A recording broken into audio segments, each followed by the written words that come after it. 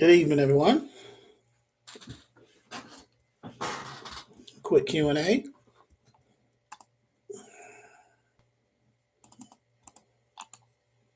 Give you guys time to come on.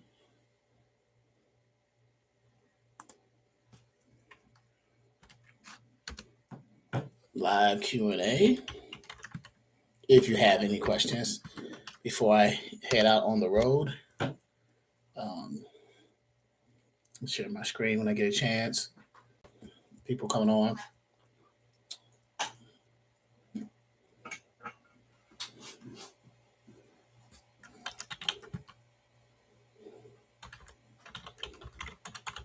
Any transportation questions?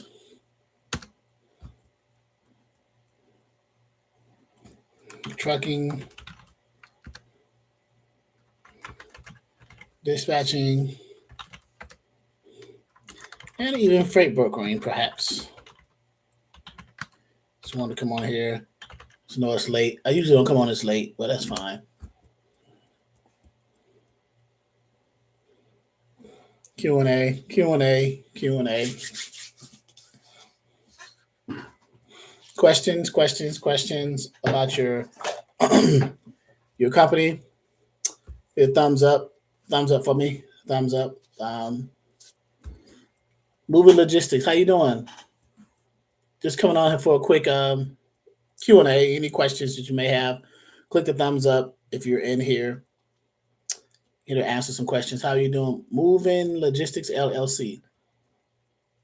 What is Moving Logistics LLC? Is that a trucking company, dispatch service, freight brokerage? Which one of those are you? Moving Logistics. We're good. What does Moving Logistics LLC do? Dispatch service. Great. You have any questions?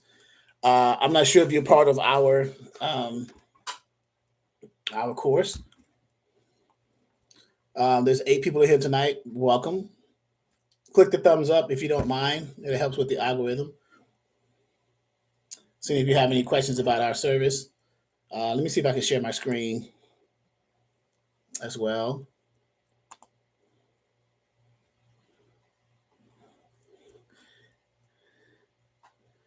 Any idea why is that power changed? That's an internal DAT issue, I believe. So let's see the window or that sounds like an internal DAT issue, my friend. I'm not sure.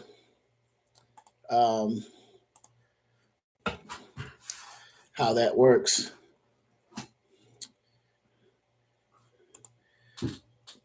Okay. Let's share this. All right. So you guys can see my screen hopefully as well. But as far as DAT, I'm not sure what DAT is doing. They may be having some internal issues. They've changed their user experience. So, yeah. All right. So, Stephen Buckley, hello. I'm working on becoming a freight broker, and would love to move medical supplies, disposable medical equipment, especially. Do you know if there are any specific certifications I need to do? So no, there's no specific certifications to move the medical supplies. You would have to get in good with some companies.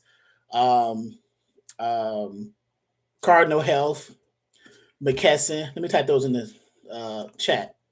Look up Cardinal Health. There's a few others too. Cardinal Health. There's one called McKesson. Look them up. You would have to become an independent contractor with them. As far as brokering for them, you would have to probably go to whoever their supplier is and try to offer a better deal, better service. If you want to broker, if you want to just offer services as an independent contractor, you can start out by going that route and then leveraging the knowledge you gain from that and then transition into brokering once you get a hold of who their suppliers are. because they're being brokered by their suppliers who supply the goods so they can be delivered to the nursing homes, to the hospitals, to the pharmacies and things like that. So it's a good industry to be in. You just gotta find your way in, So, all right. If you haven't clicked the thumbs up, do me a favor, click your thumbs up. There's 10 of you guys in here, so click your thumbs up. I'm just doing standard Q&A for you.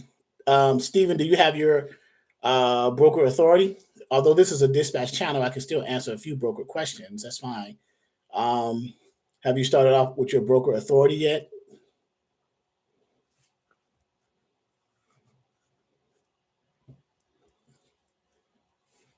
No, yes, maybe.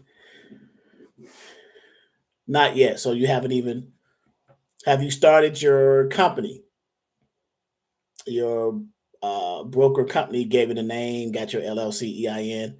I have my LLC, but not applied for my authority yet. Okay, so the OP1 form, OP-1 form from the FMCSA's website, DBE Logistics. Yes, you would go to the fmcsa.dot.gov, the website, and look up the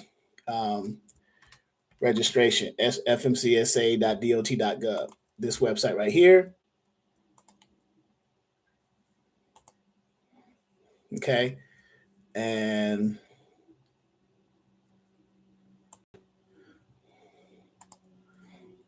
that's where you go to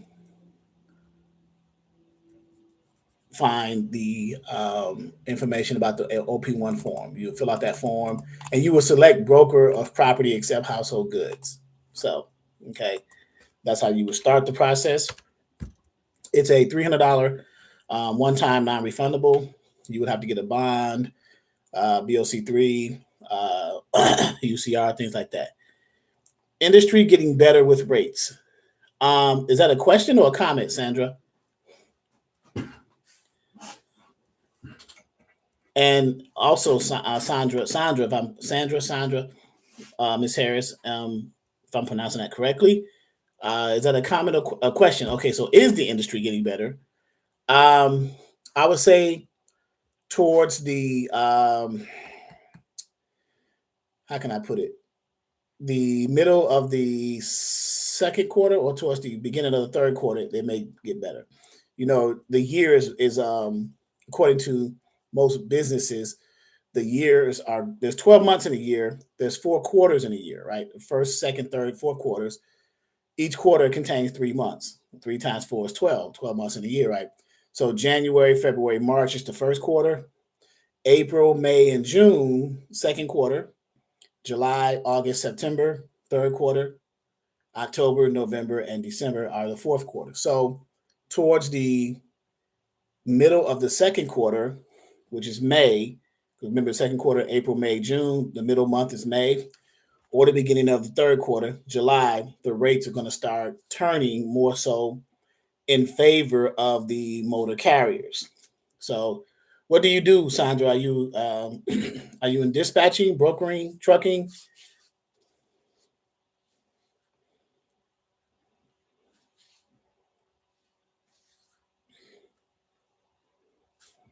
Just want to see what you do as an entrepreneur. Do you do any of those things? So any particular? Oh, I have your dispatch course. So you are a student of our training. Great, great. Well, welcome. So do you have any questions? Well, first of all, do you have a carrier? And are you understanding the course? Are you following the course? And what is your most challenging thing right now? I'm assuming it's going to be getting the carrier. So I had a guy, Letho Transportation. His name is Tony. He just enrolled in the course. So, and he got a hot shot driver, and this has been in the span of a week. And he called me today like several times. A hot shot carrier, a flatbed carrier, and a reefer carrier under a dispatcher agreement. And he calls them. He's good at sales and customer service. So it's all about how you present yourself to your company and to the carrier. So he just joined not even a month ago, and he has 3 carriers. And he's calling me now, asking me questions on what's my strategy. So, okay, I have a dispatch company, and it's hard to find drivers. Dustin Andrew, what are you doing to find the drivers? Let's go back to the website here. What are you doing to find drivers? For those of you who are students, you'll be able to see what I'm doing on the screen here. On our dispatching side, for those of you who are enrolled in our Dispatcher 101 training for beginners, this is our portal that you have access to if you are a member. Okay. You're using eCarrier Check to find drivers. Okay, great. So let's go to eCarrier Check. I'm glad you said that. eCarrier Check. Let's go there. Because I have a login to that as well. And they've recently changed their user interface, the user experience. For those of you who don't know what eCarrier Check is, it is a sourcing tool for finding carriers, for finding brokers, for finding shippers. Okay, this is eCarrier Check, what you see on your screen.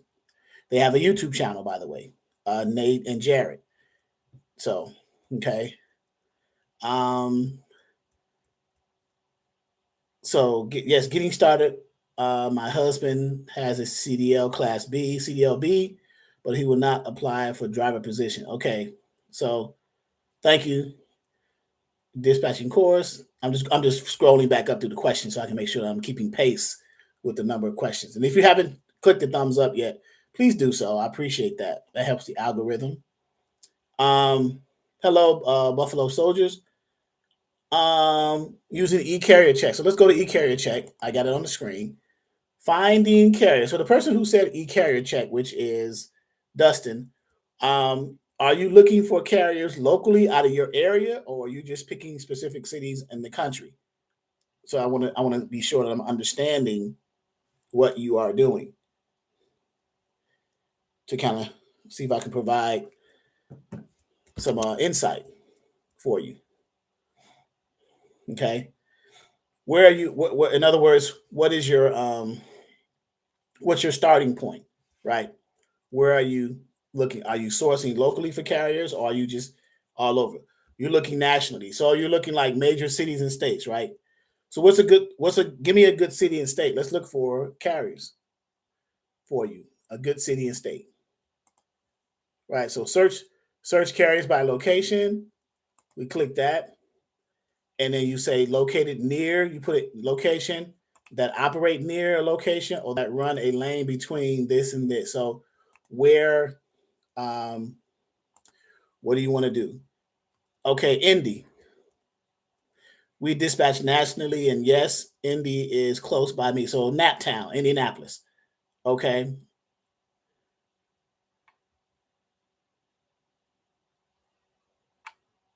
The next in-person training, Lawanda, will be April 15th through the 19th, either in person as well as virtual if you can't make it physically in person. Those are 1-week courses, and they give high-level overviews of the training.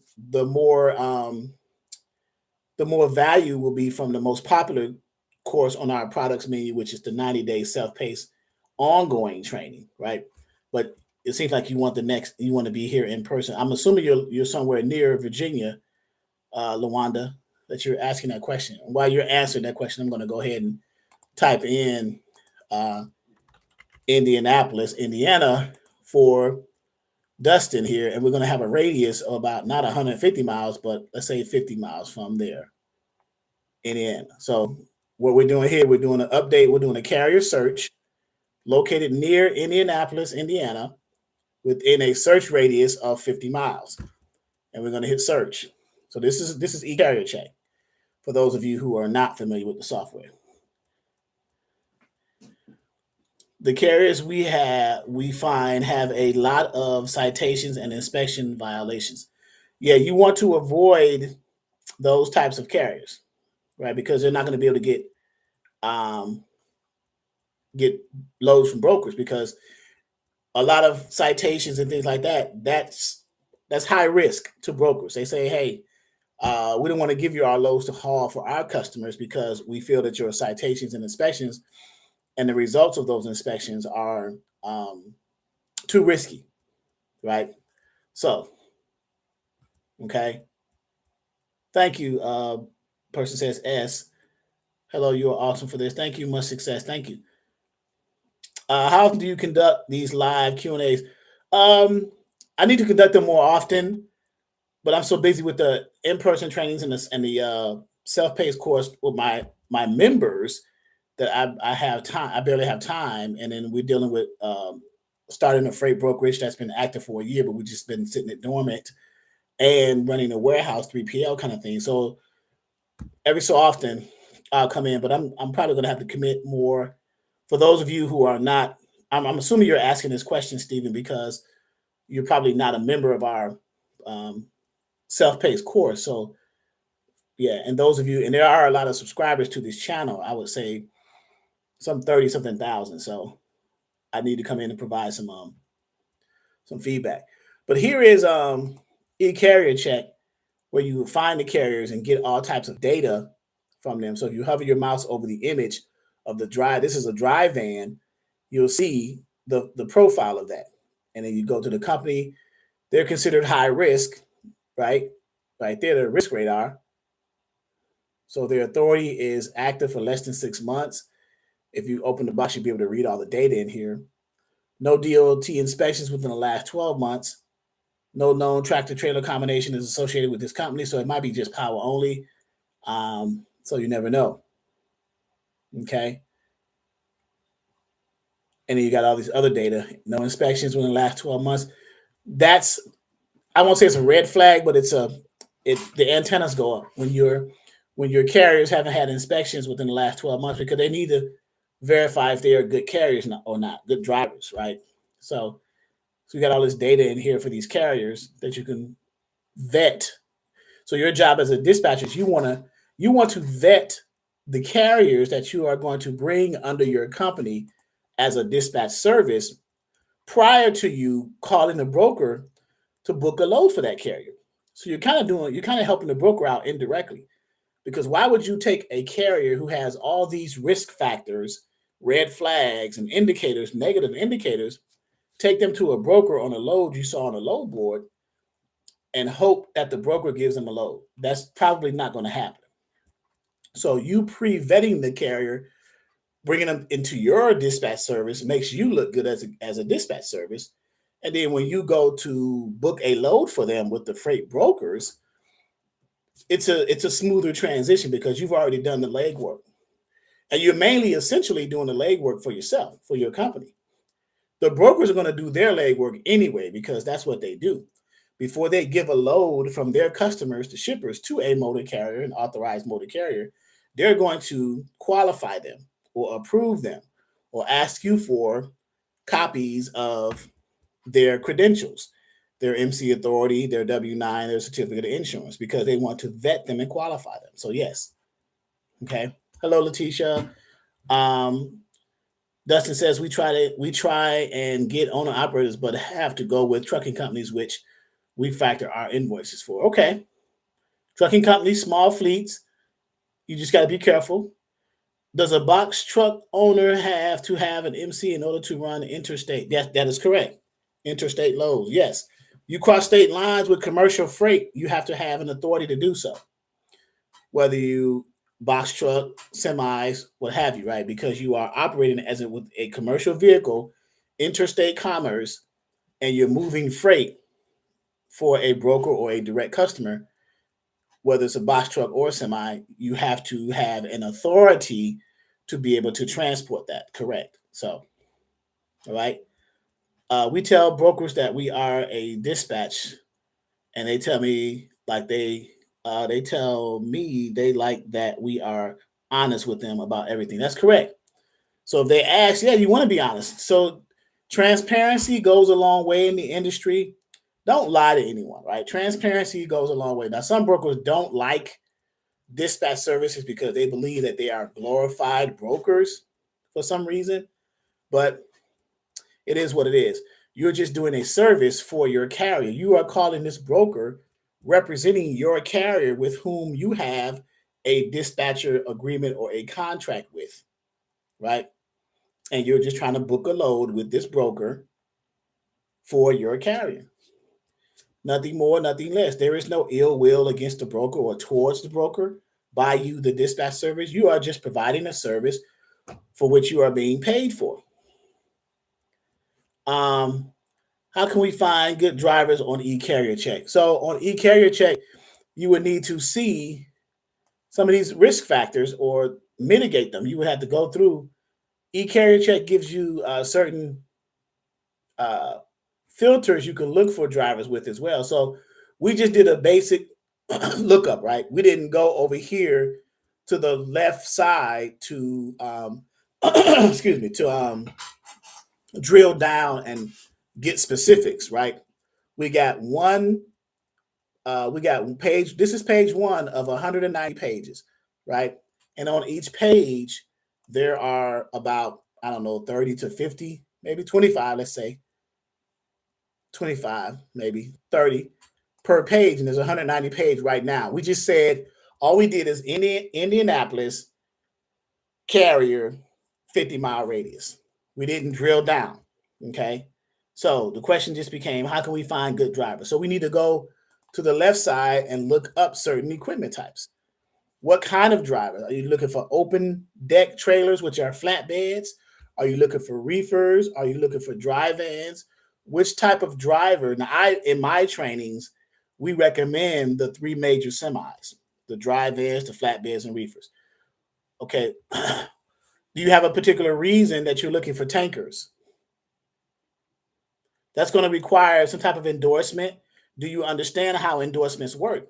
Are you making your job easier for you as a dispatch service or more difficult? I'm asking that question for a reason, Dustin, because if you're looking specifically for tankers, then you have to understand how that works. You have to understand the process, the endorsement process, and all the paperwork therein that's involved. Have you dispatched a load for any carrier yet? This question is directly to Dustin Andrew. And if the answer to that is no, if you have not dispatched for any authorized motor carrier yet, this is directly not only to Dustin, but for everyone. If you have not dispatched any truck for any carrier yet as a dispatch service, then I do not recommend dispatching, trying to find carriers of specific types, like tankers, for example. I recommend starting out with the 3 major semis that are the easiest to start off with: 53-foot dry vans, 53-foot reefers or refrigerated trailers, 48 or 53-foot open deck or flatbeds. So now Dustin says he wanted to do tanker. So if you put over here under equipment, you select tanker. Now, if you notice, it jumped from 190 pages to 7 pages. Now they're all just tankers. You see, tanker, and other things. And any company on this listing has at least a tanker equipment type. They may have others, but at least they have a tanker because you selected tanker. Now you go down and select other things. You want a commodity, any type of commodities. What is the size of the carriers? Other options, whether they've been recently active. What type of endorsement? Hazmat. What type of tanker? Things like that. So you would drill down in your filters to get more specific information. You want to select low risk. So you hit low risk and see what you get. You see, now we got low risk. Their risks are low. Because the question was asked, how can you find good drivers? Well, the lower the risk, the better the driver. So we're going down in our search criteria to find better drivers. So now we got, instead of 7 pages, now we got 4 pages. So you see how more detailed and more granular and smaller the list becomes, the more you add to the filters, because you're getting very specific. Can you please repeat those 3 types you said to start off with if you're new? Okay, I can do you one better. 53, I can put it in the chat. 53-foot dry vans, type 1. 53-foot reefers or refrigerated trailers. And then 48-foot or 53-foot flatbeds or open deck trailers. Okay, those are the 3 major equipment types. Why do we categorize those as the 3 major equipment types? Because you can find loads for them the easiest on the load boards. They're out here on the interstates everywhere. If you go on any major interstate, I-75, I-85, I-95, I-5, I-10, whatever, and you throw a rock, you're going to hit one of those 3. Okay. And then they pay the better rates than the others, right? So as a dispatcher, do we model all of our dispatcher agreements the same for all equipment types, such as specialty equipment types? Does the process change when booking loads for some of the special? It's a standardized dispatcher agreement, but you tweak it per specialty equipment type and per 3 major equipment types. So yes, you do. You initially model it according to the standard, according to our standard, according to our trainings, and then as you get major equipment types or specialty equipment types, then you adjust to the needs of that particular equipment types. So it's a standardized starting point, and then you make the adjustments. Okay, Stephanie Avery. All right. So let me show you our portal. Hello, I'm new here, and I'm trying to open a trucking company. I want to dispatch trucks that I'm buying. Do you have any opinions about this? Yes. So your lovely Lavon, you're opening your own trucking company. That means you want your own trucking authority, your own operating authority. If you are only going to be dispatching for your trucks and your trucking company, you do not need to create a separate dispatching service. You just dispatch for your trucks because it's your company as an internal employee of your company. Number 1. If you plan to not only dispatch for your trucks and your trucking companies, but for other owner operators with other trucking companies, then it is best that you create a separate entity dispatch service, dispatch company. Okay. So it depends on which way you want to go with that, lovely Laven. Okay. If you only want to dispatch for yourself and your trucks, your trucking company, then you don't need a dispatch service. If you plan on dispatching for your trucks as well as other trucks outside of your company, they're not running under your authority. They have their own authority. They're not running under your authority. Then you need to create a separate dispatching business with a separate entity. Okay. Save yourself the headache. Okay. So here's our portal. If you see that. All right. And under module 1,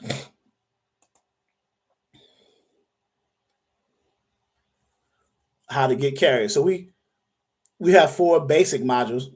How to get, as a dispatcher, you can't dispatch unless you have a carrier, truck driver, owner, operator to dispatch for, right? So how to get the carriers, different steps.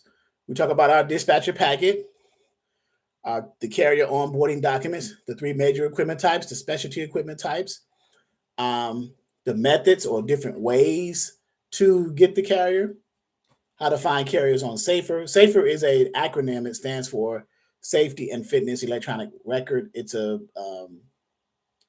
part of the FMCSA's website. FMCSA is the Federal Motor Carrier Safety Administration. That's the governing body of this industry, them and DOT, Department of Transportation. Module 1, resources, and then we have a quiz in module 1. So this is our first module in our dispatcher portal. Okay, just giving you a brief tour, showing you more information I need, but that's fine. 3 major equipment types. Here's what a dry van looks like. Okay, 53 foot. The trailer, when I say 53 feet, the length, I'm referring to the trailer. Okay, the dry van trailer. The tractor is what it is. And the combination of the tractor and the type of trailer defines that equipment type. So this is a dry van trailer connected to a tractor. So this is a dry van equipment type. Hopefully you guys followed that, right? Here's the inside of it, F1. Here's the specs. The trailer can max weight up to about 45,000 pounds, between 42 to 45,000 pounds.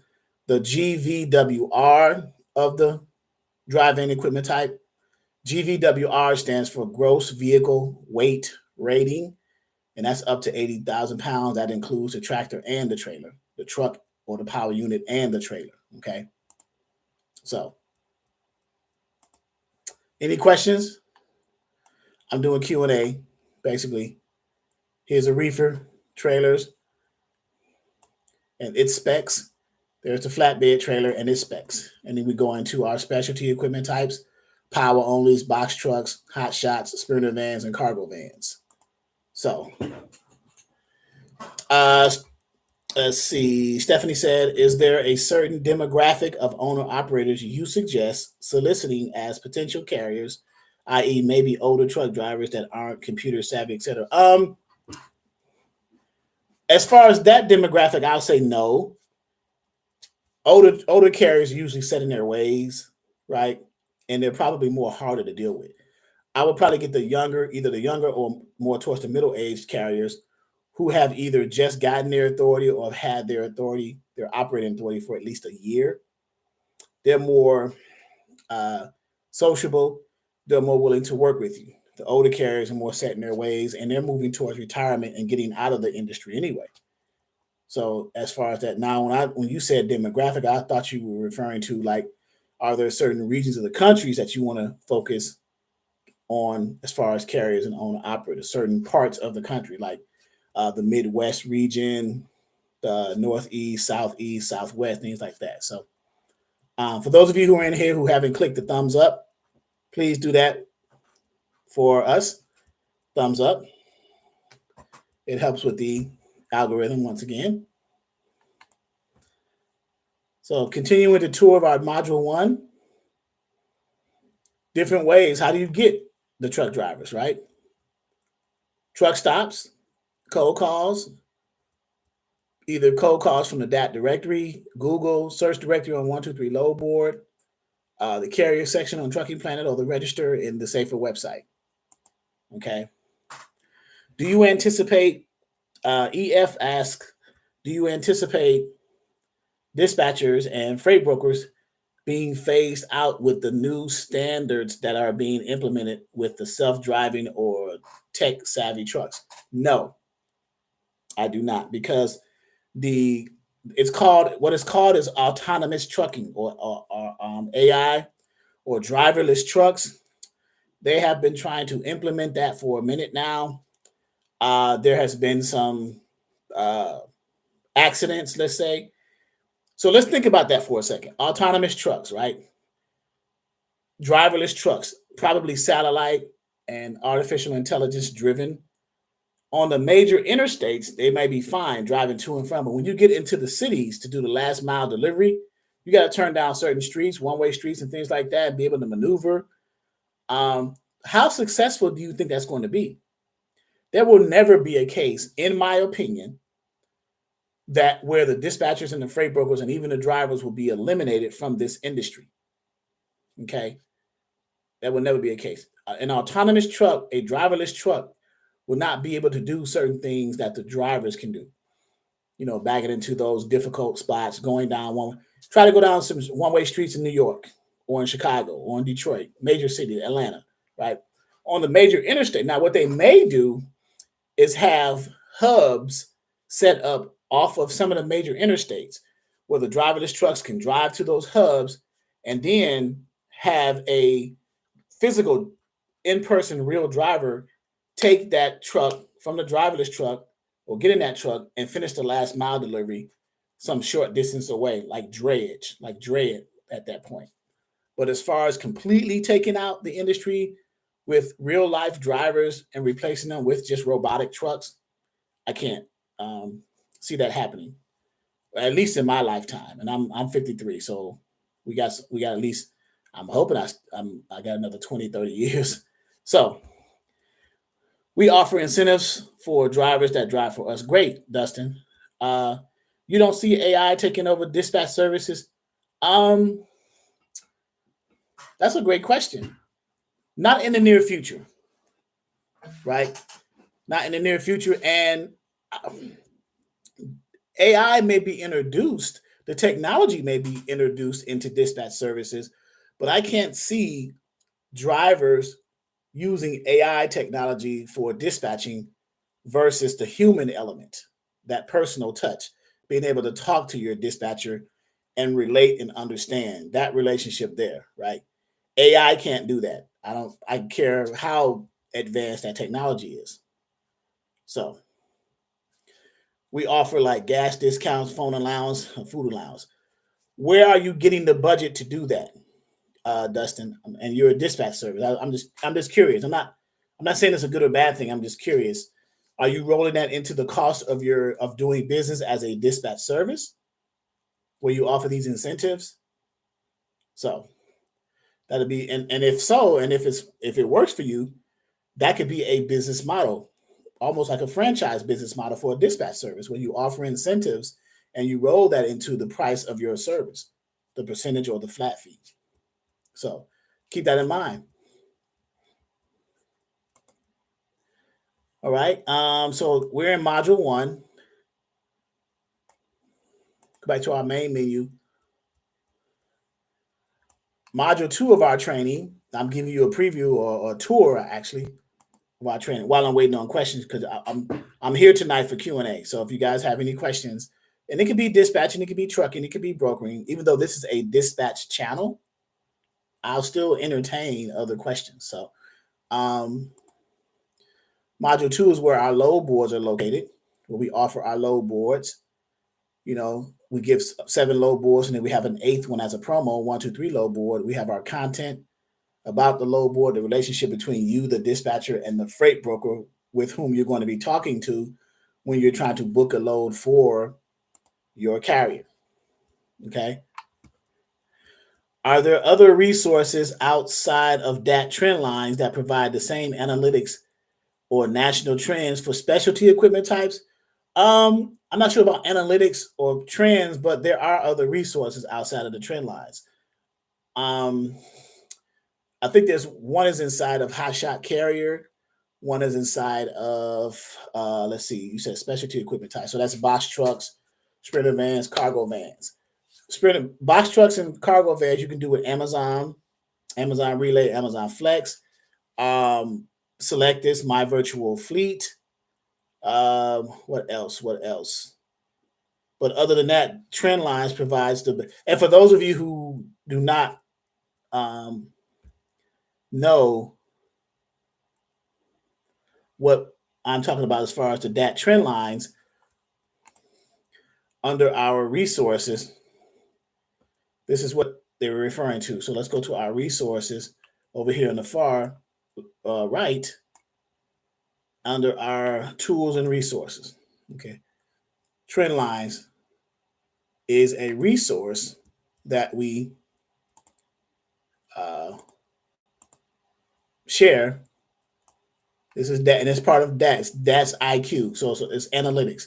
So what it does is it provides for the 3 major equipment types, um, um, the rates and the load to truck ratio, right? So, for example,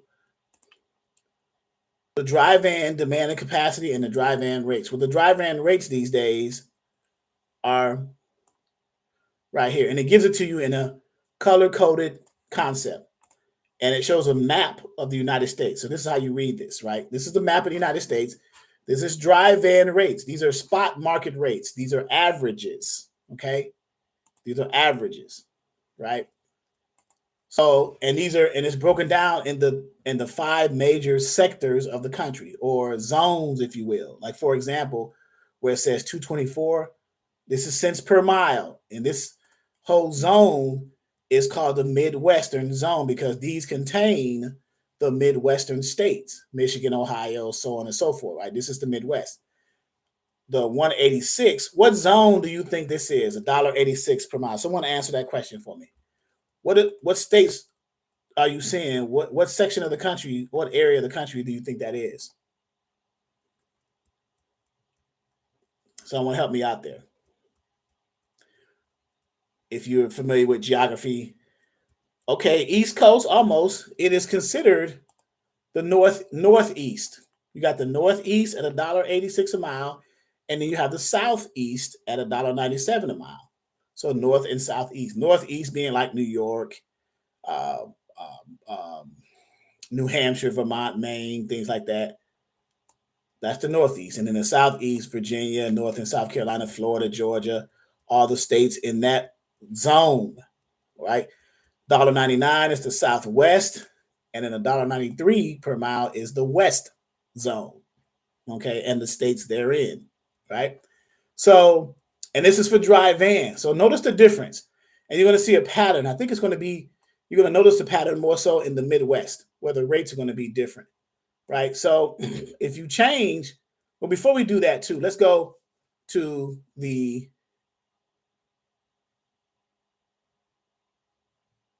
rates for the flatbeds. Let's go to flatbeds rates and the zone that they are in, right? So let's check that out. Look at the rates for the flatbed. Look how much more cents per mile.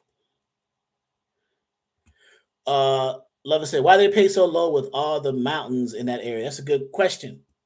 That's a shipper broker question. I can't answer that question honestly, but that's a shipper broker question. But for a flatbed, look how much is $2.70 per mile. Now these are averages. Remember, average means give or take about 20 cents a mile. So if it's give or take 20 cents a mile, that means the high end of this range is 290 and the low end is 250. So between 250 and 290 per mile, with an average being 270 in the Midwest zone for a flatbed equipment type. That's how you read this. Northeast, 253, Southeast, 258, Southwest, 237, West, 220 per mile for a flatbed. And if you notice, the last one was a certain color. The flatbeds are color coded purple. So now you're getting onto a pattern, right? And then let's look at the refrigerated ones. Reefer national averages. It's going to change the color. It's going to be like blue, like ice, refrigerated color, right? Reefer. So now you see, if you notice, for each of the three major equipment types, the dry van, the flatbed, and the reefer, the Midwest region seems to be paying the most for that equipment type, cents per mile average. Did you notice that? Right? The Midwest is paying the most, right? So as a dispatch service, you can kind of use this analytical data to determine which carrier equipment or which carrier who drives that equipment that you will target, go after. Stephanie Avery, I've gained an enormous amount of knowledge from your training about the trucking industry and all the resources you provide. Your training is phenomenal. Thank you. I appreciate that. Thank you. Blessings. This is great. This is the type of instruction I need. Well, if that's the case, then I consider, or I should say, you should consider coming on to our family, joining our dispatcher. If you go to our page, our products menu, these are the products that we offer. The most popular of which is the $5.99 90-day self-paced training, where you just saw a glimpse of the portal where you get all the instructions, the forms, the documents, the live Zoom calls, things like that. 25% off now until the end of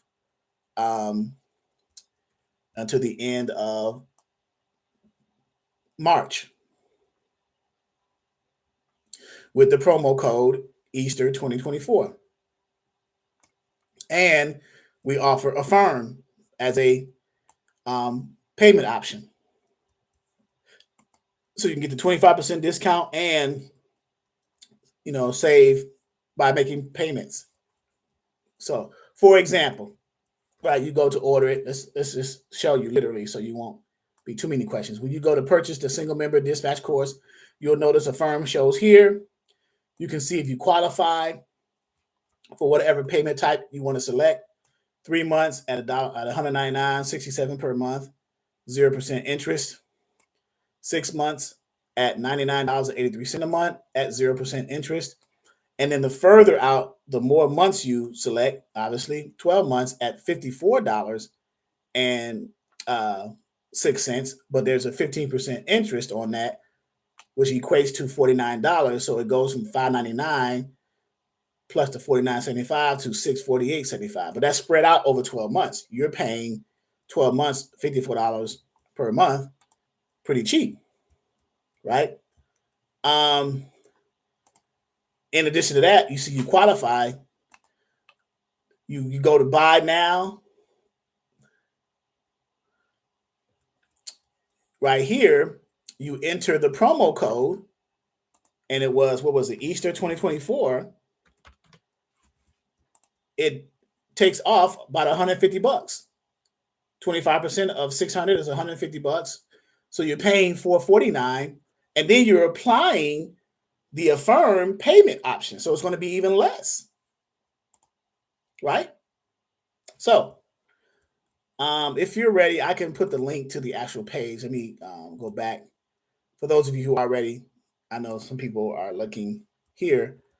So let me just add that link to the page if you decide you want to go there. And put that there. Okay. And if you have any questions about the process, how to get through that, just let me know. We'll definitely walk you through. Dustin said we have contracts with Loves and Pilot for gas discounts. Okay, so you're rolling those perks into your dispatch service. Very good. And we also have contracts with repair places. We also pay half of tire repairs or license plates. Okay, so either partnerships, contracts, affiliate relationships. Very good. Very good, Dustin. You can use that business model as an example for others. So this is an investment in myself and my future. That's great. That's great signing up. Please do send the link. Sorry. No, I just pasted the link right here, LaWanda, to the chat. See how I'm pasting it? So there we go. Okay.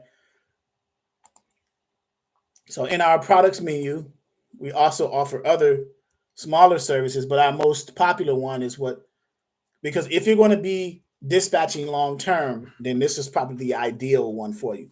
The in-person training is more of a high level, week-long overview for you in order for you to decide if this is for you, whether or not this is for you. Okay. And then for someone who don't need the training specifically, but still want access to like load boards and things like that, things that we offer, we do offer a $99 per month load board monthly subscription where you get access to 4 load boards, you get access to other resources, ebooks, glossaries, you get access to our back office how-to videos, you get access to our live Zooms and referrals. That's a part of our ongoing training anyway for $99 a month. So you can still get access to four good load boards and things like that. And a 5th load board as a bonus, which is the 1, 2, 3 load board. So that's for someone who don't need the training. So Dustin says we charge 8% of the load price. You're welcome, LaWanda. Okay. Any other questions? I'm just bouncing back and forth, sharing my site with other examples as well. Let me get out of here. So back to the trend lines, right? So trend lines, not only can you look up the national spot market rates. So what's the difference between, and you're gonna hear this a lot in your journey as a dispatch service. Spot market, contract rates, spot market rates, contract rates, right? So the spot market rates are the rates that you see posted on the load boards. The contract rates are what you get directly from the customers. When shippers send out load tenders directly to trucking companies, and those trucking companies reject those load tenders, they call them tender rejections, then those loads have no other choice but to go to the spot market or on the load boards. So the loads you see on the load boards have been rejected by major trucking companies because they feel that the shippers are not offering enough money in those load tenders. There's still decent rates for carriers, but these trucking companies say, hey, we could probably get even more, right? So that's the difference between the spot market rates and the contract rates. Okay. Contract rates are the direct customers, dedicated freight. Spot market rates are loads that are posted on load boards either by the shippers or the brokers with whom they've contracted with. Okay. So national. Now let's go back to, we are in reefer. So let's look at the reefer demand and capacity. So we got the rates for the reefers, and then we got the demand and capacity. What does demand and capacity means? It is a ratio of the loads per each truck, the load to truck ratio, and it's color coordinated, 12 plus loads, and it's for each state. So if you hover your mouse over this tool, this DAT trend lines tool, you'll see how many loads is in a state for every one truck. How many loads are possibly there in that state for that one reefer truck? And this is for a reefer.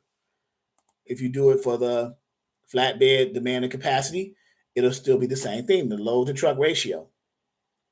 Okay, so 18 plus loads per one truck. That's how you read this. It's a ratio, loads per truck. For every one truck, you got the option of about 18. So the one that says 18 plus is color coordinated. You go down to these darker color states. So, for example, AL is abbreviated for Alabama. That's the abbreviation for the state of Alabama. Well, the load to truck ratio for Alabama for a flatbed, we'll look at that flatbeds, remember, is 18 loads per one truck. So you got a pretty good idea. You can get a load in Alabama for a flatbed. So these analytical tools will tell you for different equipment types where to position your carrier in what state. It'll help you kind of say, hey, if I go to this state with a drive-in, we're looking at a drive-in now. If I go to this state with a drive-in, I got a chance to get a load because it's a 5.5 plus load to truck ratio in Mississippi for a drive-in. That's how you read that. Hey, LaDonna, hey. That's how you read that. So you can look at the analytical tools and decide which way you want to go with that. Obviously, the reefer and the vans the reefers and the flatbeds are a little bit better than the vans as far as load to truck ratios and as far as the rates, the flatbed rates as well, right?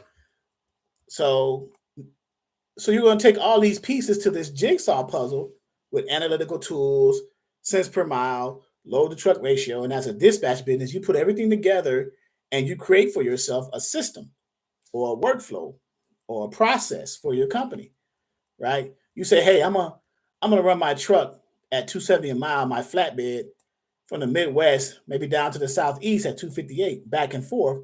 Let's see what the load to truck ratio is for the flatbeds, right? Or the demand capacity. I got the rates now, but let's look at the demand capacity. And then you analyze that and you say, okay, well, it looks like I can run them. I can get between, in Ohio for a flatbed, I can get between 8.3 to 17.9 loads per my one truck. If I run them down to anywhere in the Southeast, West Virginia, 18 plus, Virginia, 18 plus, North and South Carolina, 18 plus, Georgia, Alabama, Mississippi, Arkansas, and Louisiana. I got a chance. If I'm smart, if I'm running a flatbed, I can keep them running only in these states alone. I can eat because they have a high volume of inbound and outbound loads. This is what the analytical tool is telling you, right? And if you switch it over to the reefer demand capacity, you may see some other indicators as well, right? To tell you where to keep the trucks running and how to keep them running, right? So those are some of the things you want to look for. And we offer this as a service in our training, in our portal. This is in our portal, okay? Under our tools and resources. We have forms and documents. We have our training videos library with over almost 400 videos. We have our how-to video series where we specific subject matters that are asked a lot, often. We've created very specific videos for that specific subject matter. These are all hyperlinks to answer those questions. They're module based in the first part, and then there are extra supplemental trainings in the other parts. So there's so much content back here, right? Is the demand capacity based on the average ratios for the entire month or averages for the week? I think it's 2 weeks, Stephanie. Either a week or 2 weeks. I'm not sure. I don't think it's a month. But if we go back to that and we see the demand capacity, I think should be 2-week increments. Okay. We'll see that. But I can get back with you on that one. I think it's 2 weeks or a week. I know it's not a month. That's too far out. A month. All right. That's too far out of analytical data to go off of. So, okay. So back to our portal here. Let's go back. And then we have forms and documents. We looked at tools and resources. Let's go back to tools and resources.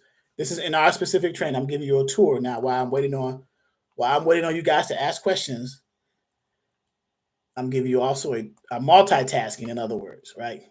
These are some of the tools and resources you'll get while you're in our 90-day training. All these PDFs that we provide for you, kind of as shortcuts for you, right? And then links to different websites, like, for example, the National Truck and Trailer Service, right? That's a good tool for you as a dispatch service because say for example, your carrier breaks down or has an issue somewhere, like a flat tire, right? So my next live class for my members, because I'll be traveling this Friday from Friday to Tuesday, so I won't have class for the broker or the dispatcher side Friday and Monday. But Wednesday on the dispatcher side and Friday of next week on the broker side. Wednesday the 27th, I'm looking at my calendar. Wednesday the 27th at 6 p.m. Eastern. And Friday the 29th at 6 p.m. Eastern will be the next live trainings, Joanne Bellis. But say, for example, you have a driver who had a flat tire, what we call a blowout, right? We have a service back here. We have a site that you can go to called the National Truck and Trailer Service. And you can go in here and you can search, let's say, what state were they in, right? Let's say they were in Mobile, Alabama. They broke down to Mobile, Alabama. So let's select that. You can either type in the city or just scroll through the alphabetical listing of the cities. It's probably shorter to type it in. So we'll say Mobile, and it pops up. You click that. And then you see what type of category their issue is. Well, we said they had a blowout, right? Tire. So tire sales and repair, there it is right there. You may have something a little bit better, but you don't. So tires right there. So now you click that and it gives you, after you verify you're not a robot. I hate these things, by the way. Well, I don't hate them. They're just challenging for me, I guess. I always get them wrong. Motorcycles. You guys have the same problems I do with those things? So now it gives you the listing of some tire repair places close to where you guys broke down, right? So, like Goodyear commercial tires, 4.13 miles near Mobile, Alabama. They're actually in the city of Mobile, Alabama right here. 24-hour road service. And you can just scroll down through the different options right there. You keep going. Look at that, resources. This is a resource that you can pass along and offer as a dispatch service to your carrier, right? So, yes, this is on Marion Knows Real Estate. Yeah, this will be live. This is live on the YouTube channel right now, and it's public, and it will be on the YouTube channel as a public list, as a public viewing. My husband has been an owner operator of our auto transport company for 4 years, and I'm trying to help us scale up by starting a dispatch service. Thank you for this. Yes. So I'm assuming, Marion, do you have access to Central Dispatch? Are you familiar with Central Dispatch, where you list your? Okay, so you list and what? How many vehicles can you put on your trailer? Do you have like a 7-car trailer, a car hauler, or how large is your? You can put 4. Okay, and you want to scale as a dispatch service. So you want to offer other auto transporter dispatching service or dispatch service to any type of equipment, or just specifically for the auto transport industry, all freight.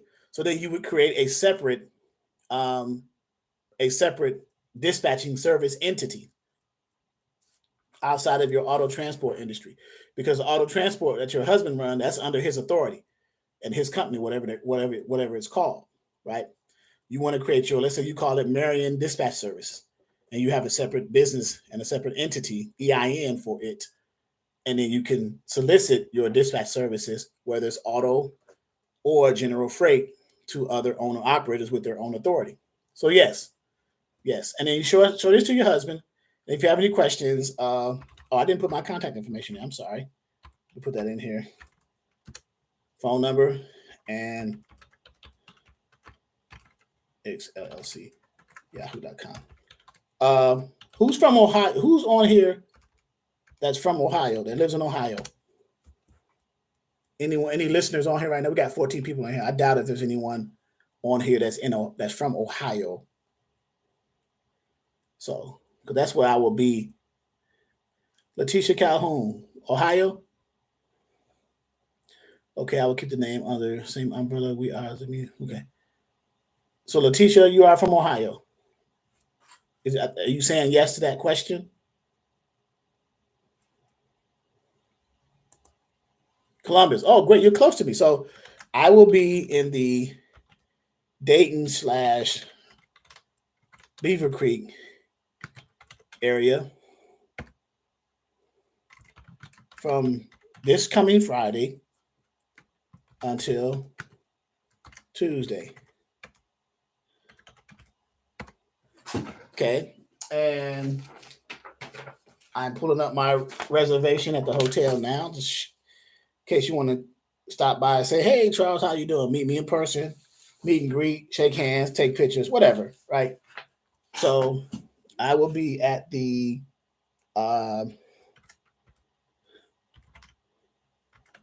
Courtyard by Marriott, Dayton,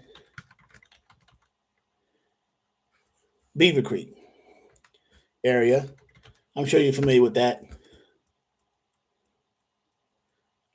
Okay. And the address is 2777. It's out there by the Fairfield Commons Mall in Beaver Creek. So it's Fairfield Commons Boulevard, Dayton, Ohio, 45431. So that's where I will be at Friday. I check in Friday and I check out Tuesday. So if anyone on this channel listening who are either part of the 16 people in here now or will be listening to the recording later on, that's where I'll be located. So congratulations to Dustin Andrew. We are expanding by the end of the year to 100 employees. Very good. Yes. And if you do plan on visiting me, give me a call or text. Say, hey, I'm on my way, blah, blah, blah, so that I can know that you're there. Or email. Now, Saturday at 4 to 4:30, I will be in Yellow Springs, Ohio, because we are doing something for someone there without saying too much, right?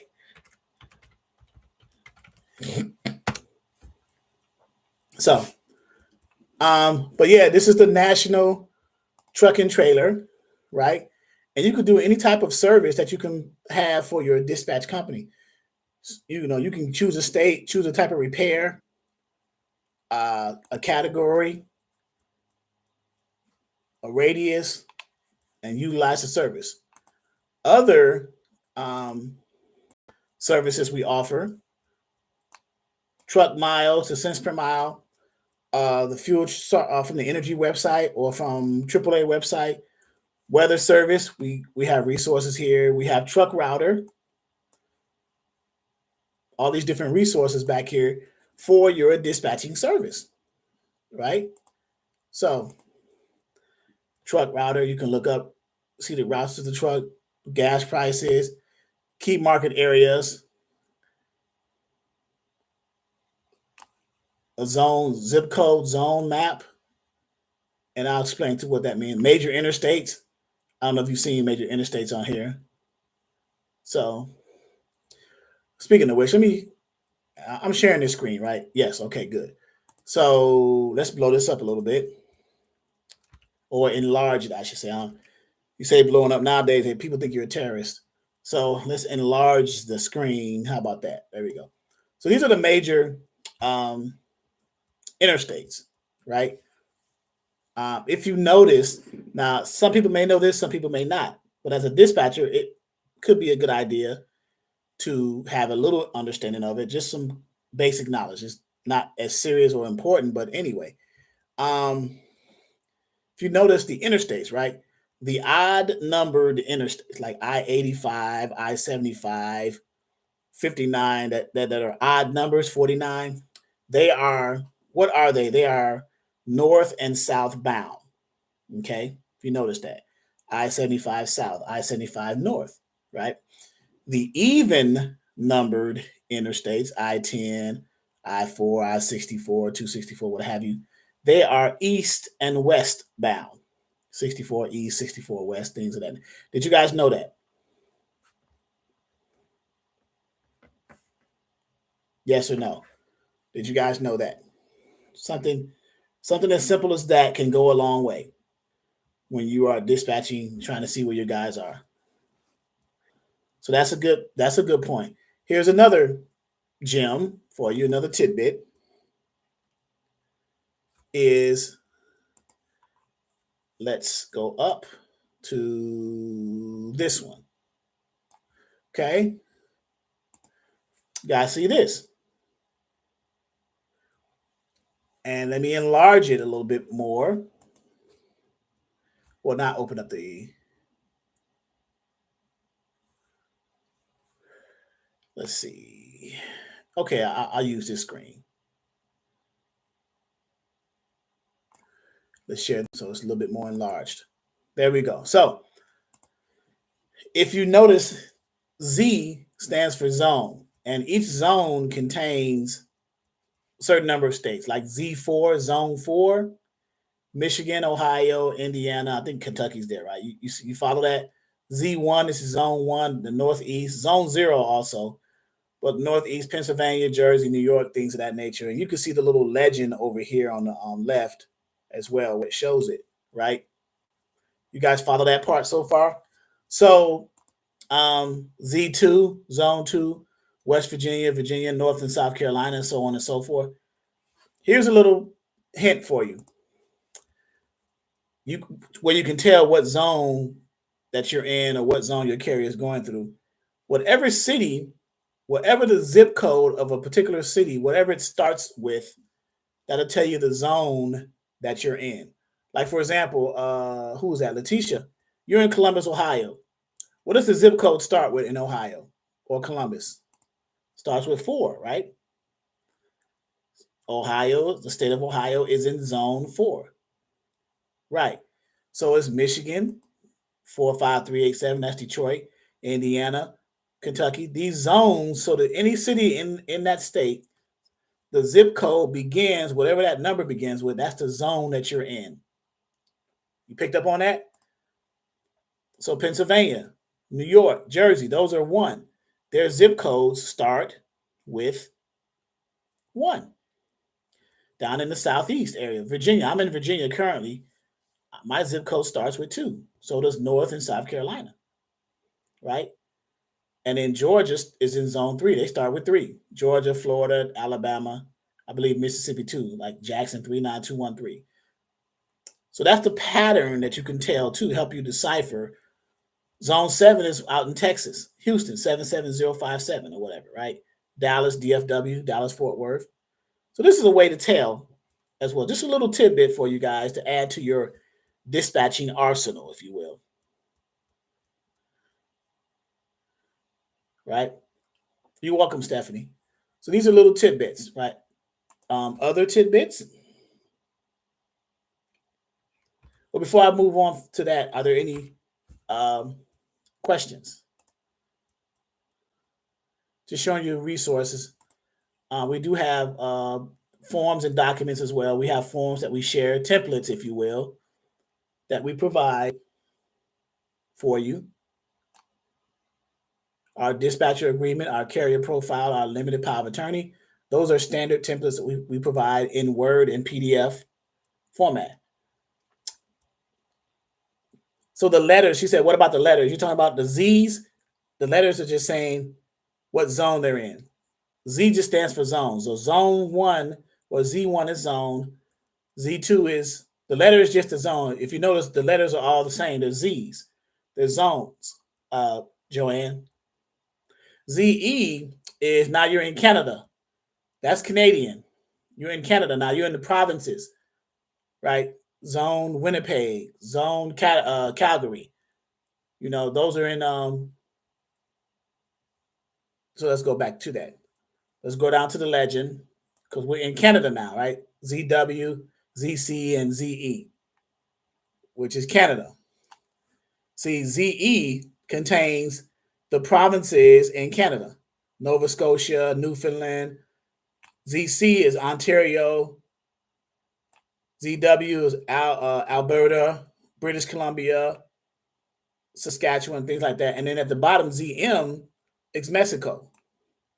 So that's Canada and Mexico. Because remember, we're in North America, and the United States borders 2 international countries, Canada to the north and Mexico to the south, make up North America, right? The continent, okay?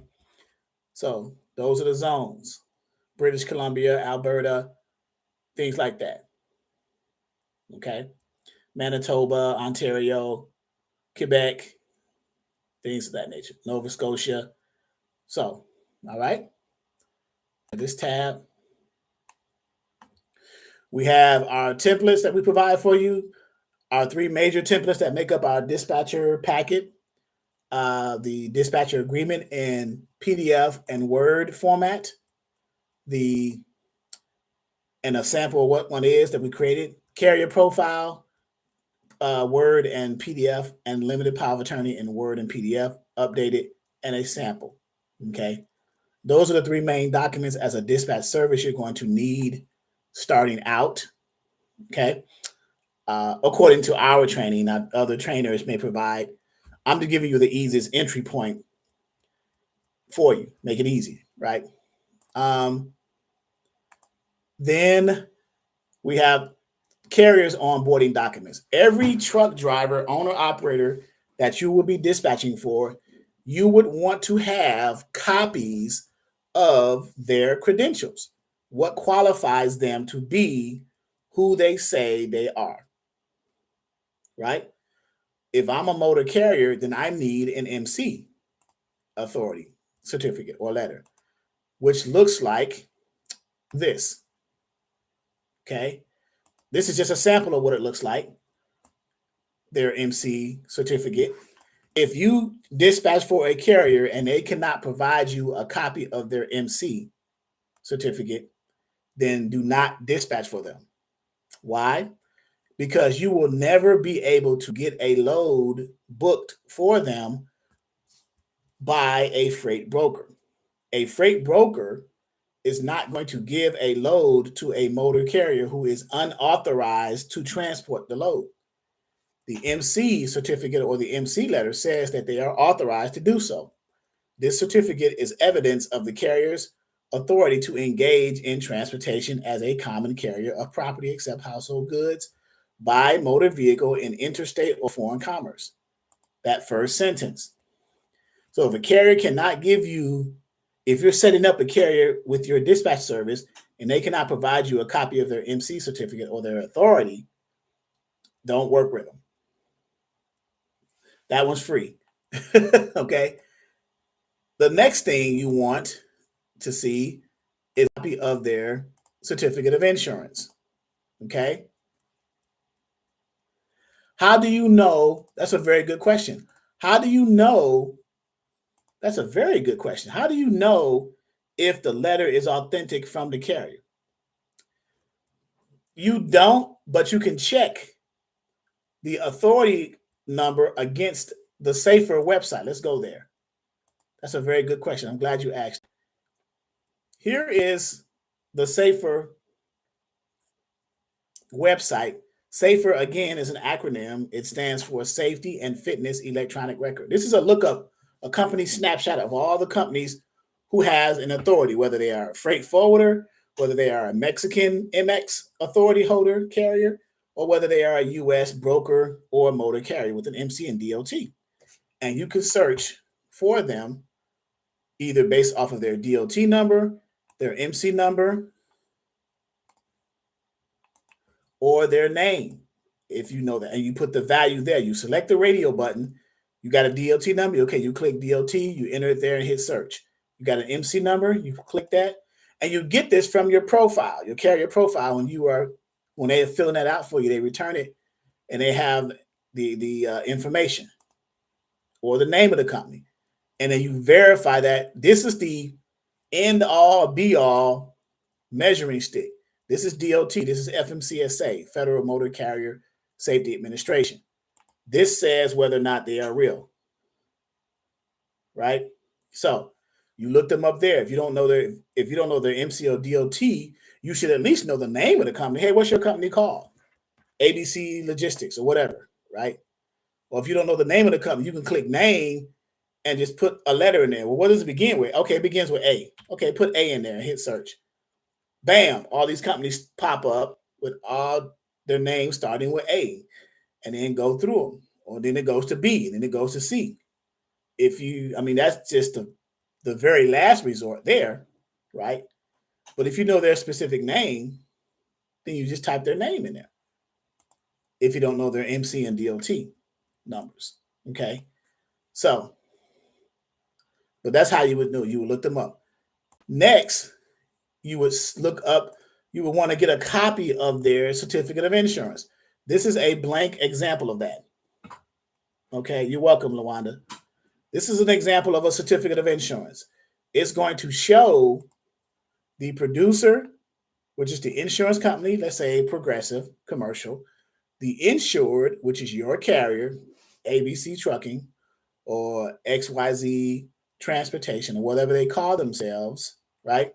It's going to have over here on the contact the insurance agent representative from Progressive over here, Jane Doe or John Henry, their phone number, fax, email, yada, yada, yada.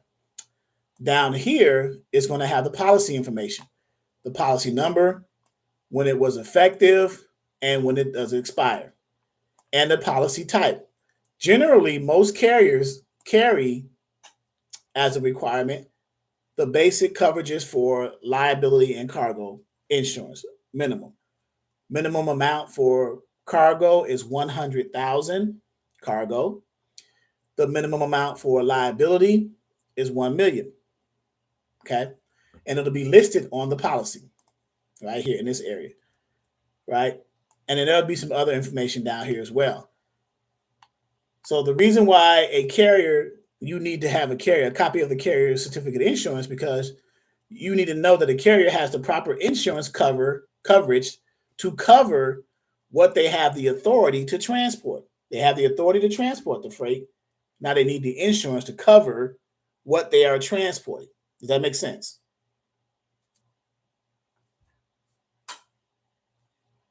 Okay, so make sure that makes sense. And then next, you want to see a copy of their W-9. Okay, and I lost my screen share. Let me bring it back. W-9, certificate of insurance. Next is the W-9. There. So W-9 shows that they are a legitimate business with their name, or they're doing business as name, the type of business they have, whether it's a LLC, C Corp, S Corp, sole proprietor, things like that. And then their EIN number associated with their business and not their social. The EIN number is the social for the business. The social security number is the social for you, the person, the human being. Okay. So that's a document that's also needed. And then some carriers work with what's called a factoring company. If you happen to get a carrier that you are dispatching for who works with a factoring company, there are two documents that are important that you need to have in your possession as well. A copy of their credit application. This is a sample one. This is not a good one, but it's just, you get the idea. Credit application. The purpose of a credit application from your carriers that you're dispatching for, carriers, factoring company, is to run a credit check on any and every broker that they're trying to onboard with, to make sure that the brokers are favorable for factoring and that they pay their bills. They pay their freight bills. Because the factoring company says, we're not going to give a line of credit to you, Mr. Carrier, looking for the money from the broker, if the broker has red flags of not paying. What sense does that make, right?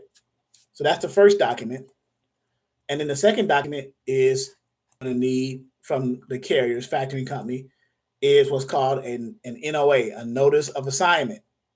That says, that tells the broker that the carrier, I should say, has or is working with a factoring company, because the notice of assignment is a letter sent out by the factoring company to the broker or the direct shipper, if they're working with direct shippers, saying that, hey, all invoices that are payable to this carrier are now payable to us, the factoring company, because we've extended a line of credit to the carrier, and we're looking to get the money from you, broker, on the back end after the carrier delivers and turns into POD and things like that.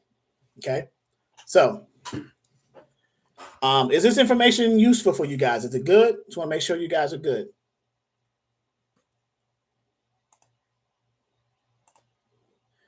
Type of one in the chat if good. One if good. If good info. Okay, cool. Any other questions? I've been on here for 1 hour and 23 minutes. Wow, I didn't realize that. Jeez.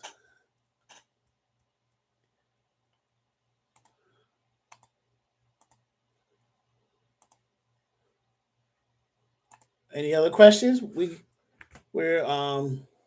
you're welcome.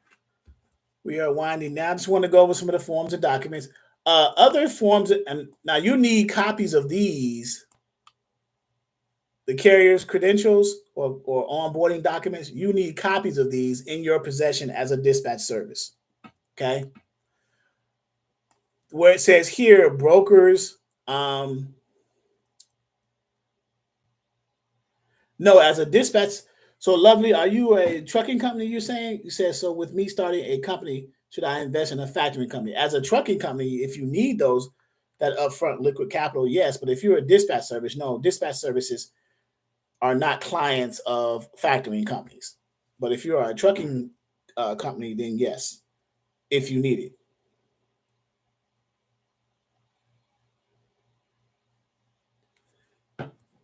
So, okay.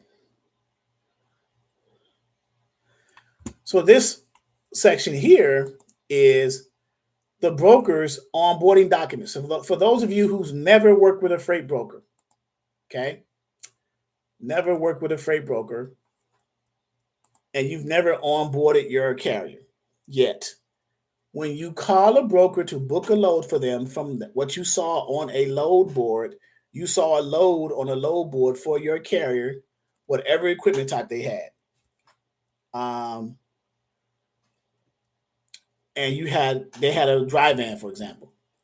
And you called the broker and gave the broker your carrier's MC number, and they looked it up in their system, and they saw that the carrier was not an already approved carrier for their brokerage. So they need to get you set up before they give you a rate confirmation to book that load. The first document in that process is called the broker carrier agreement. Okay. This is what a standard broker carrier agreement looks like. This is about 8 pages. But this is what you'll be filling out either on a paper PDF version or a link to their onboarding portal. And the broker's piece will already be pre-filled out. You would just need to fill out on behalf of your carrier their piece. Okay. Let me fill it. Somebody's typing me near Dayton. Okay, so this is what you would do first to get your carrier initially set up with the brokerage and approved. I would suggest reading through some of the information. If you have questions about it, some of it applies to your carrier, other parts of it does not, but make sure you read through it, especially if it's only 8 pages. Go ahead and knock it out. Some of it talks mainly about the broker's responsibilities and the carrier's responsibilities and stuff like that. But look at the part about insurance, look at the part about no back solicitation, look at the parts about confidentiality and things like that. And then if you have in your dispatcher packet with your carrier a limited power of attorney signed and notarized by your carrier, for you giving you power to represent them or sign documents on their behalf, then yes, you can sign this for them on their behalf because you've gotten a notarized legal document saying you can do so. Okay. So this is the first piece in the onboarding process for your carrier by you, the dispatcher, if your carrier is not already an approved carrier for a specific brokerage. Okay. If they are an approved carrier for a specific brokerage, this piece you do not have to do. You only have to do the second piece, which is the rate confirmation, which is the information about that specific load that you had looked at on the load board prior to calling that broker and starting this process of booking a load for them. Okay.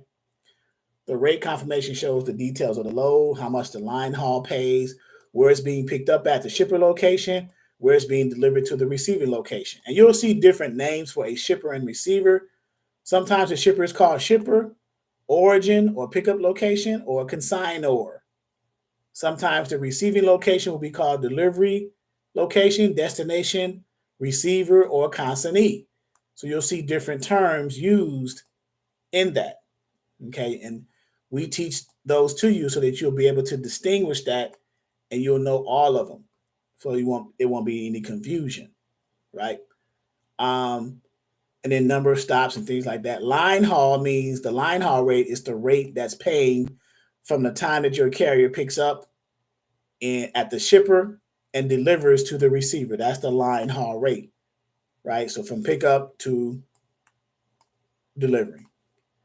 An all-in rate is the line haul rate plus any extra charges like charges for fuel, like a fuel surcharge, things like that. That's called an all-in rate.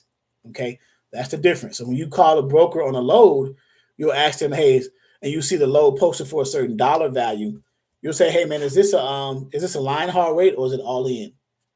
And they'll say it's all in. Okay, so it includes extra fuel surcharge to help the carrier with their fuel expenses. And they'll say, of course, they're going to say yes. So, all right. Any questions? We're getting close to an hour and a half. I might as well have training on here tonight, apparently, huh? So that is that. Okay. That document. And then we have miscellaneous documents in here too to help you along your journey. There's so much content back here. So much content back in our portal for you guys. Once you get the process and the system down, you'll be able to navigate this correctly. What are the risks or liabilities, if any, associated with being a dispatcher company? It depends on how you structure your contract, your dispatch. That's another great question. Where are these questions coming from tonight? So let's go up to our dispatcher agreement.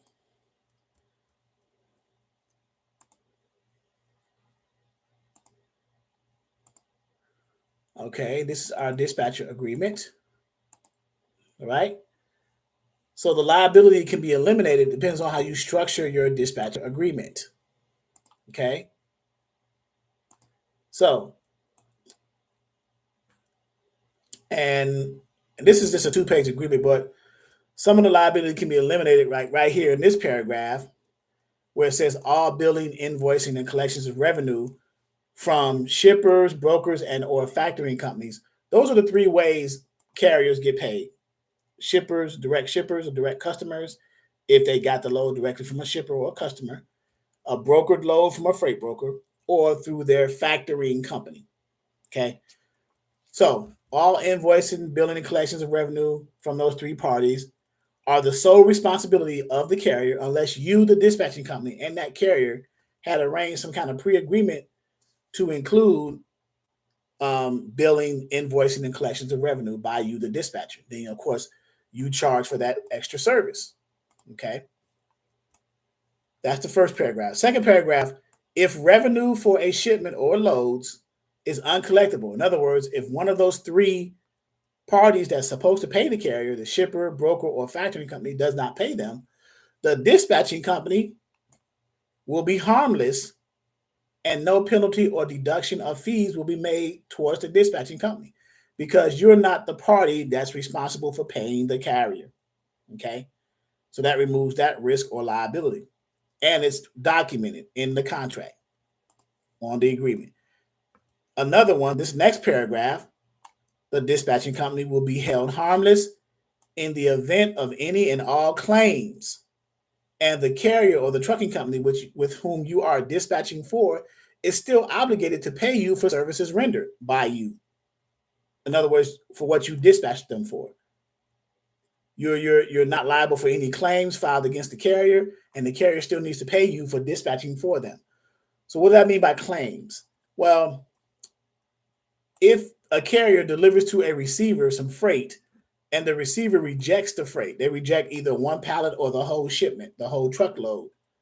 And they say they file a claim either against the broker if it's the fault of the broker or the carrier's insurance. So they can file a claim against the bond of the freight broker or the insurance of the carrier. In any of those cases, both cases, if both, the dispatcher is not involved in that. They're harmless in that process. They had nothing to do with why a shipment was rejected by a receiving facility for which your carrier transported freight to. Okay. Said perfect. That's what I was looking for. Yeah. So this is our template for our dispatcher agreement. You can add to and take away from that template as you see fit. This is just a second page of it. Okay. But that's the template. All right. Any final questions? I think I've worn out my welcome with you guys. And this will be, once we get done with this, I'll just call it Q&A, just for you guys to have on the and go back and review and watch this over and over. Okay. So we even have brokers who work with new authority carriers, 6 months, 3 months or less. So, okay.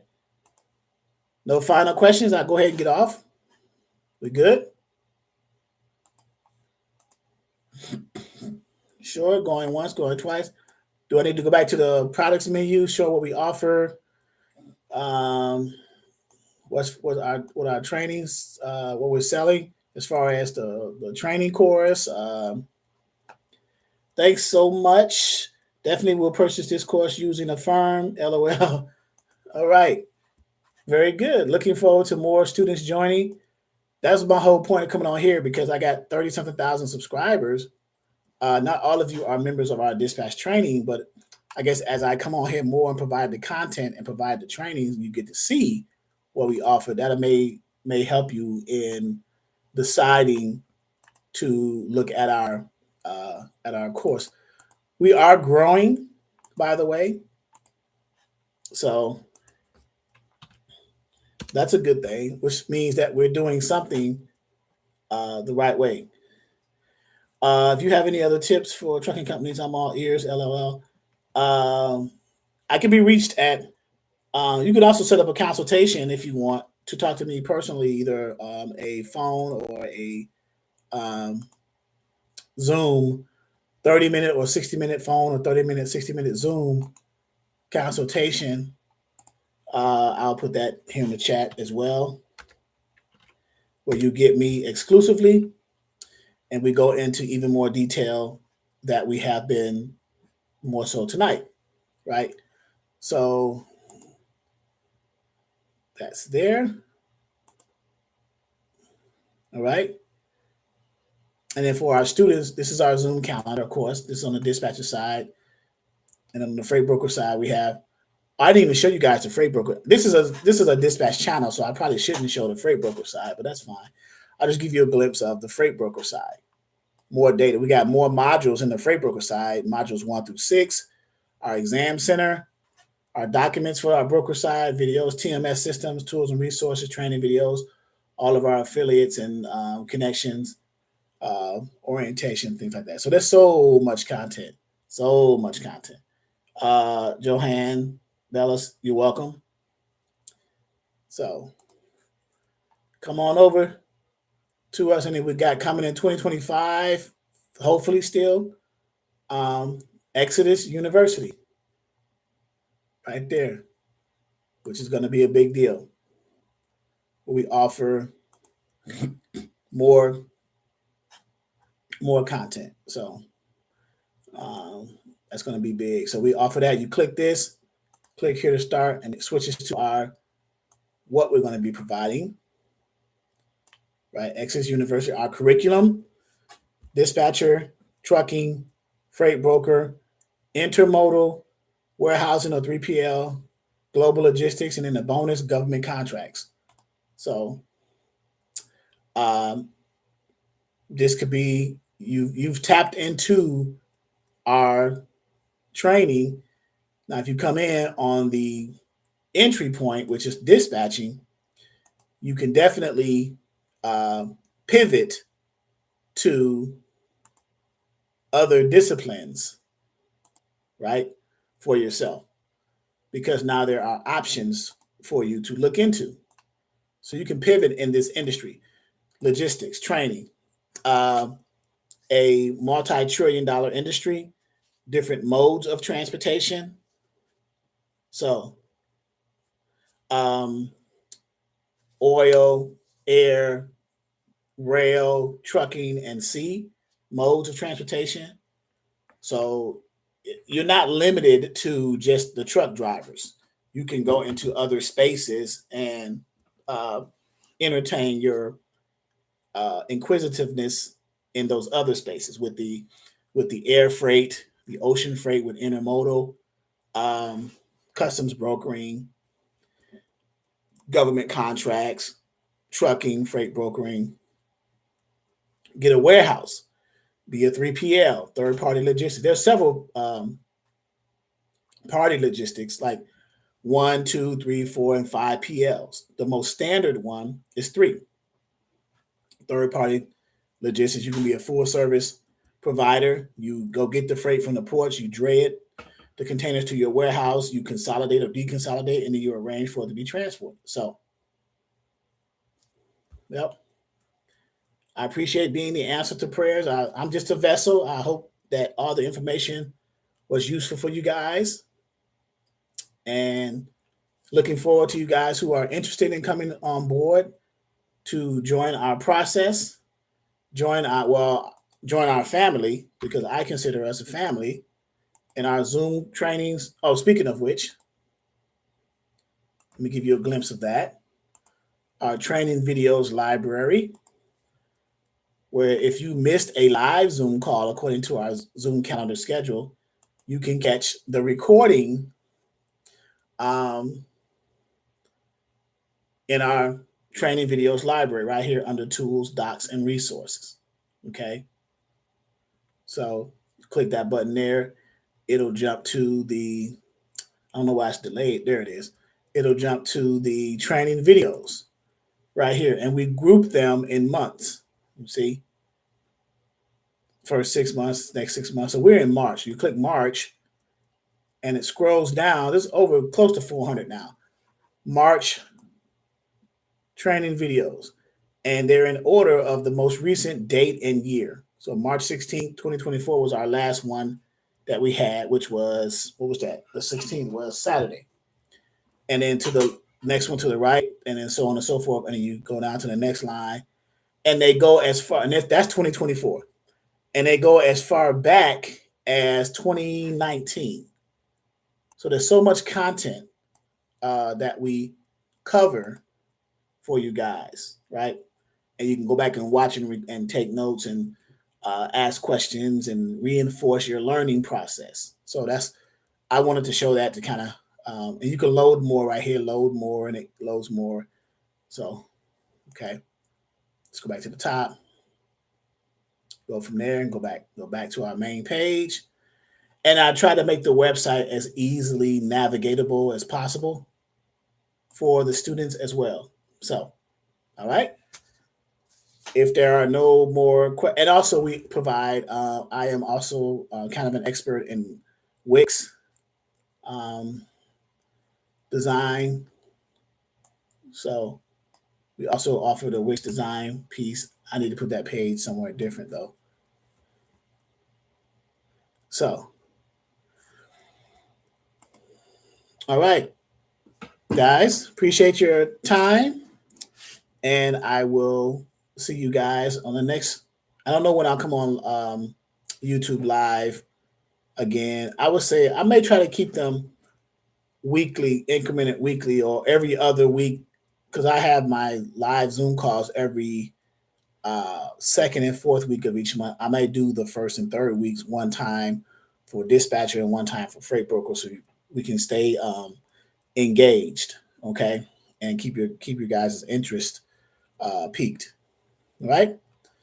Once again, I thank you, and I will see you shortly. And those of you who will be in Ohio, I will be there Friday to Tuesday of this coming Friday to the following Tuesday in the Dayton, Beaver Creek, Ohio area. I put the information in the chat. Okay.